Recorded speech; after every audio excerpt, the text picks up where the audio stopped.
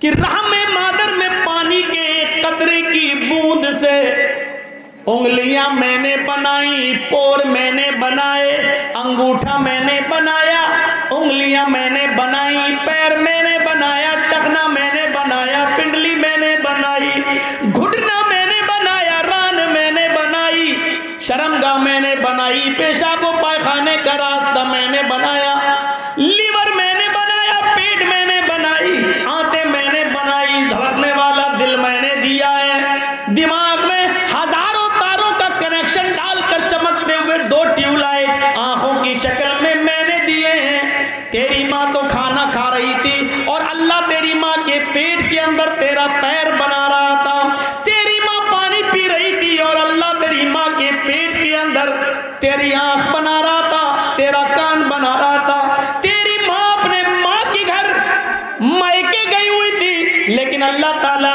तेरी माँ के पेट के अंदर तेरे कान बना रहा था, तेरा दिमाग बना रहा था। सारी कारीगरी पेट के अंदर मैंने की, लड़का लड़की मैंने बनाया।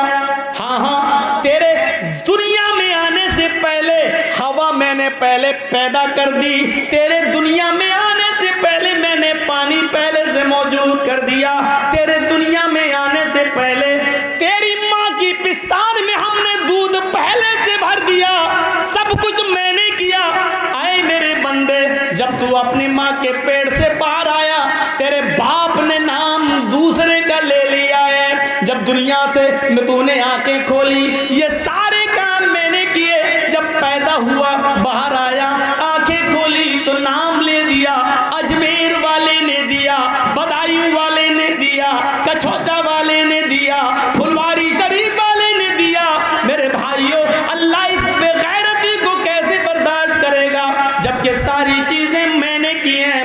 अयहसबुल इंसानु अय्युतरक सुदा अलम यकुन नुतफतम मिन मनी युमना सुम्मा काना अलकतन फखलक फसव्वा फजअल मिनहु ज़ौजैन अज़्ज़करा वल उन्सा अलैसा ज़ालिका बिक़ादिरिन अला अन युह्यियल मौता। ओ मेरे बंदे, बना सब अगर दुरुस्त मैंने किया। पानी के कतरे की खोपड़ी मैंने बनाई, हड्डी मैंने बनाई, हड्डी में गोश्त मैंने पहनाया, कलेजा मैंने बनाया, दिल मैंने बनाया, फेफड़े मैंने बनाए। फजअल मिनहु ज़ौजैन अज़्ज़करा वल उन्सा, नर और मादा मैंने बनाया, लड़का लड़की मैंने बनाया। अलैसा ज़ालिका बिक़ादिरिन अला अन युह्यियल मौता। जब मैं पहली बार बना सकता हूँ तो तेरी मरने के बाद तुझे दोबारा जिंदा क्यों नहीं कर सकता, दोबारा क्यों नहीं उठा सकता। ओ मेरे बंदे, जब सारे काम मैंने किए, फिर तूने अजमेर वाले का नाम क्यों ले लिया है? मेरे बंदे, तूने बदायूं वाले का, कछोचा वाले का नाम क्यों ले लिया है? अरे तू जिनका नाम ले रहा है वो इतने कमजोर, इतने कमजोर, इतने कमजोर हैं कि इन्नल्लज़ीना तदऊना मिन दूनिल्लाहि ला यख़्लुक़ू ज़ुबाबन, वो सारे के सारे मिल जाएं तो एक मक्खी भी पैदा करने की ताकत नहीं रखते। मक्खी अगर उनके खाने की चीज से थोड़ी सी मिठाई लेके उड़ जाए तो ये सारे मिलकर उससे वो चीज छीनने की भी ताकत नहीं रखते। जो एक मक्खी से छोटी सी मिठाई न छीन सके वो बेटा बेटी क्या देगा? ओ मेरे बंदे, जब तू अपनी बीवी की इतनी सी बेगैरती बर्दाश्त नहीं कर सकता है, उसको छोड़ देता है, तो मैं भी तुझे छोड़ दूंगा, जन्नत से दूर कर दूंगा, जहन्नम के अंदर डाल दूंगा। इस शिर्क को पहचानने की कोशिश करिए। ये शिर्क, कुरान की आयतें चीख चीख कर कह रही हैं ये शिर्क है।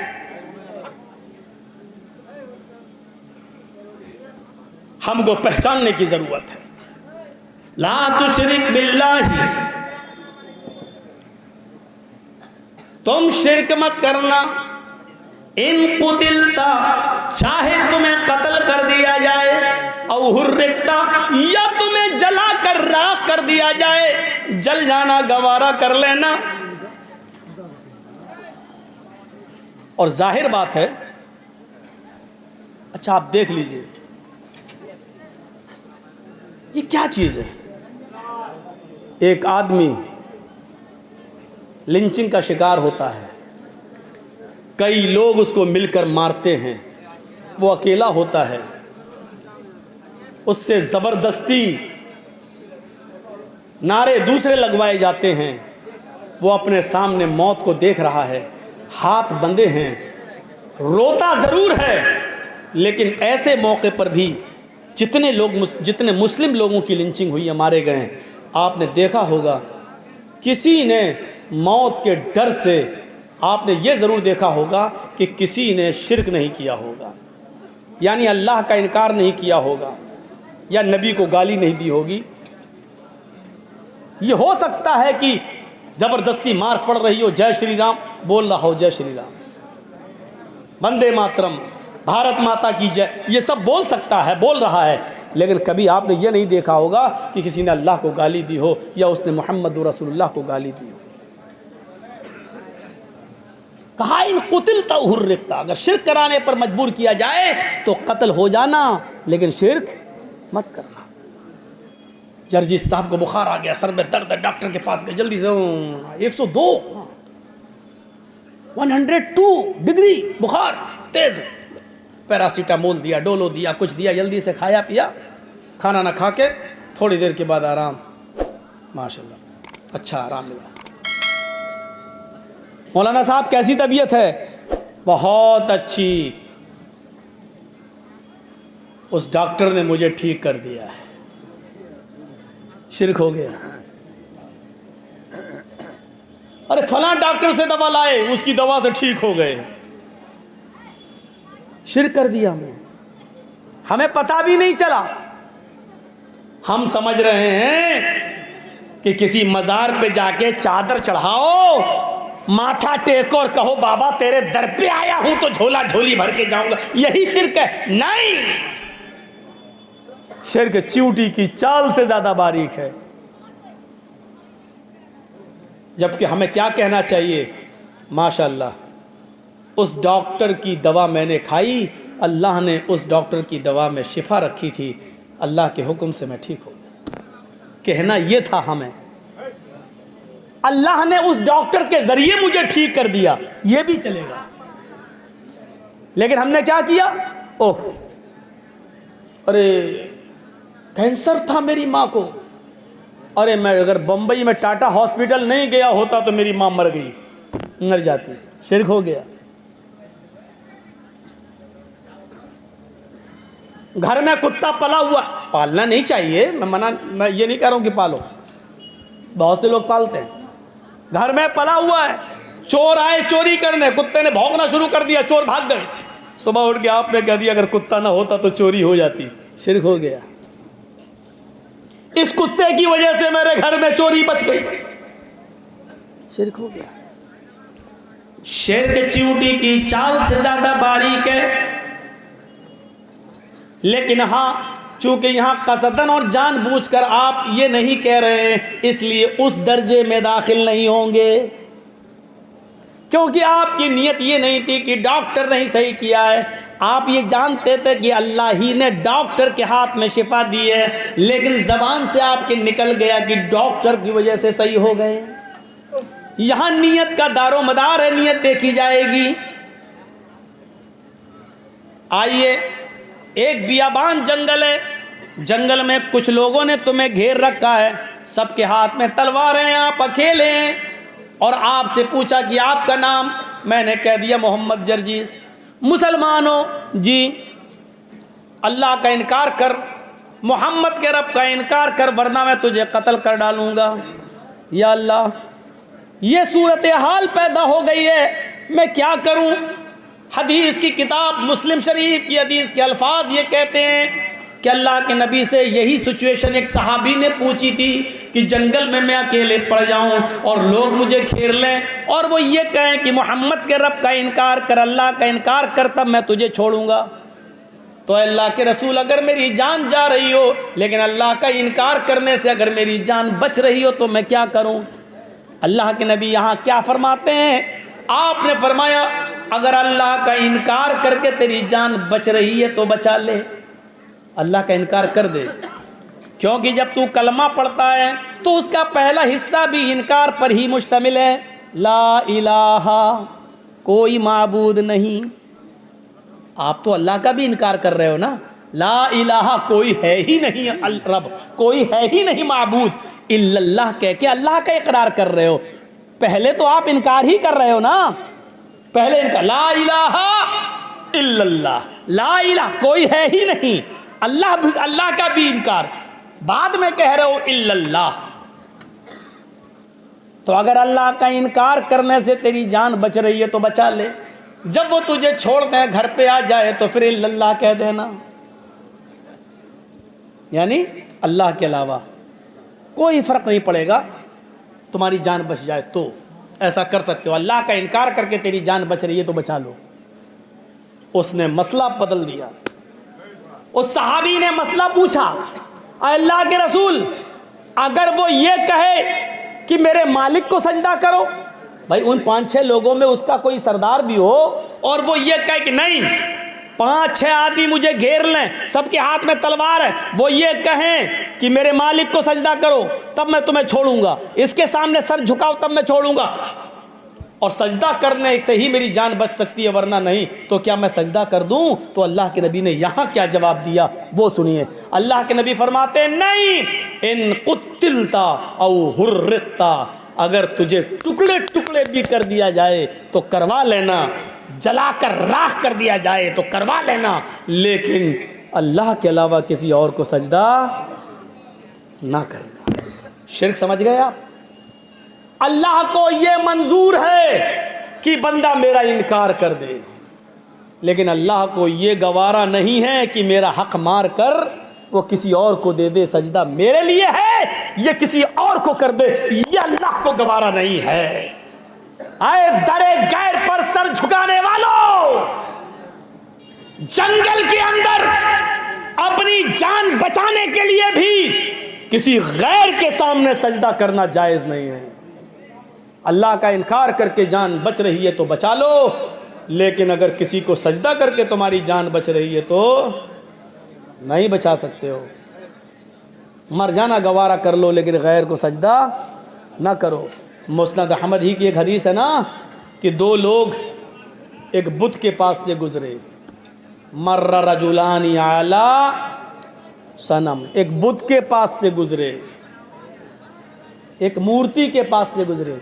मूर्ति पर एक आदमी बैठा हुआ था, जैसे आज मंदिरों में बैठे होते हैं, मज़ारों पे बैठे होते हैं, उस पत्थर की मूर्ति पर एक आदमी बैठा हुआ था। उन दोनों से कहने लगा, कर्रिब शैअन, कुछ चढ़ाओ इस मूर्ति पर, कुछ चढ़ाओ। सुनिए, बहुत गौर से सुनना, इस मूर्ति पर कुछ चढ़ाओ। इन दोनों ने कहा कि हमारे पास तो चढ़ाने के लिए कुछ नहीं है, मैं क्या चढ़ाऊं? उसने क्या कहा, कर्रिब वलो जुबाबन, एक मक्खी ही मार के चढ़ाओ, लेकिन चढ़ाओ, अगर नहीं चढ़ाओगे तो जाने नहीं देंगे। ये हमारे बुजुर्ग की मूर्ति और तुम कुछ नहीं चढ़ाओगे? ये हमारे भगवान की देवी देवता की मूर्ति और तुम कुछ नहीं चढ़ाओगे? चढ़ाओ। का कुछ नहीं है, का मक्खी ही मार के चढ़ाओ। एक आदमी ने मक्खी मारी, उनमें से एक ने और चढ़ा दिया। उन दोनों में से एक ने एक मक्खी मारी और उस बुत पे चढ़ा दिया। फखल्लौ सबीला, उन लोगों ने इसका रास्ता छोड़ दिया, जाओ तुमने मक्खी मार के चढ़ा दी, तुम जाओ, तुम्हारी जान हमने बख्श दी। दूसरे से कहा तुम भी चढ़ाओ। उसने कहा नहीं, मैं गैरुल्लाह पर कोई चीज नहीं चढ़ा सकता। हदीस के अल्फाज हैं, फ़क़तलूहु, उस मूर्ति पर बैठे हुए लोगों ने मिलकर इसको मार डाला। किस जुर्म में? इसने एक मक्खी भी मार के नहीं चढ़ाई, इसको मार डाला। फ़दख़लल जन्नह, अल्लाह ने इसको जन्नत में दाखिल कर दिया। एक मक्खी जिसने मार के चढ़ाई वो कहाँ गया? जहन्नम में। हम क्या क्या चढ़ा देते हैं। चलो भैया जल्दी कर लो, मदरसे का मामला है।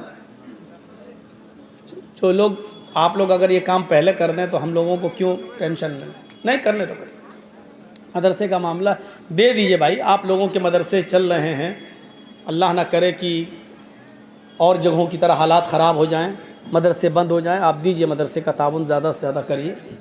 मदरसों ही के लिए तो जलसे कराए जाते हैं। तो एक मक्खी चढ़ाई तो कहाँ गया? जहन्नम में। तो शिर्क को समझने की कोशिश करिए, शिर्क किसे कहते हैं। एक और शिर्क को समझिए,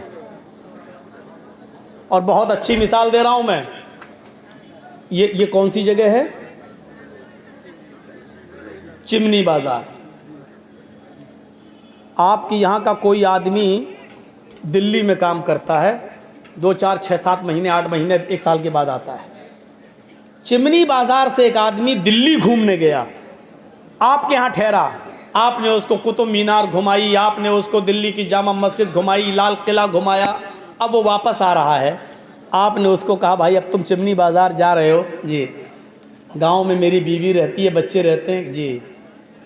5,000 रुपये की खूबसूरत साड़ी खरीद कर दिल्ली से आपने उसको दी कि लीजिए मेरी बीवी को दे देना।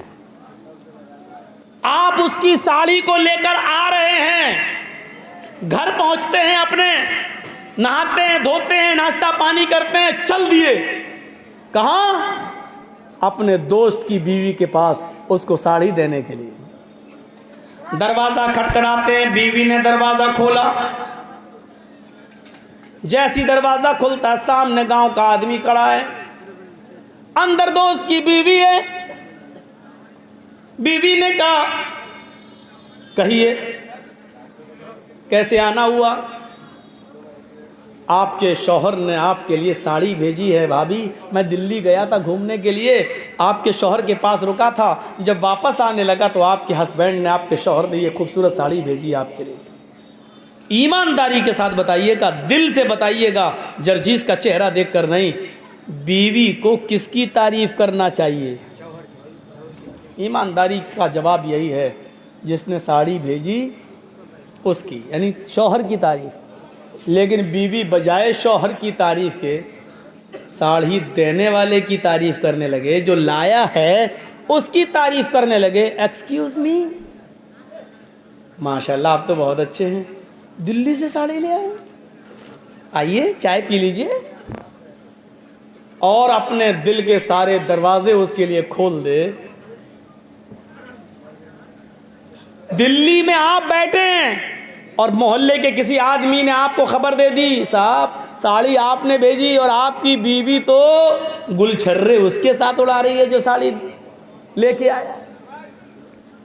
मैंने उसके साथ मोटरसाइकिल पर बैठे हुए देखा, उसके साथ घूमते हुए देखा, उसके साथ होटल में चाय पीते हुए देखा, वो तो घूम रही है। ईमानदारी के साथ बताइएगा, क्या आप अपनी बीवी की इस बेगैरती को बर्दाश्त कर लेंगे? नहीं करेंगे। दिल की आवाज़ यही है कि आप अपनी बीवी की इस बेगैरती को बर्दाश्त नहीं करेंगे। कम बखत साड़ी मैंने दी, तारीफ उसकी कर रही है, मेहनत मैं कर रहा हूँ, कमा मैं रहा हूँ, 5,000 रुपये का हमने साड़ी खरीद कर तुझे भेजी और तारीफ तू उसके साथ घूम उसके साथ रही, नाम उसका ले रही है। आप वहीं बैठे बैठे मोबाइल उठाओगे, बीवी के नंबर को डायल करोगे, एक डायल चुड़ैल, क्या हुआ? उसके साथ घूम रही है। हाँ तो क्या हुआ? वो साड़ी दी, आप वहीं से बैठे बैठे कहोगे तलाक तलाक तलाक।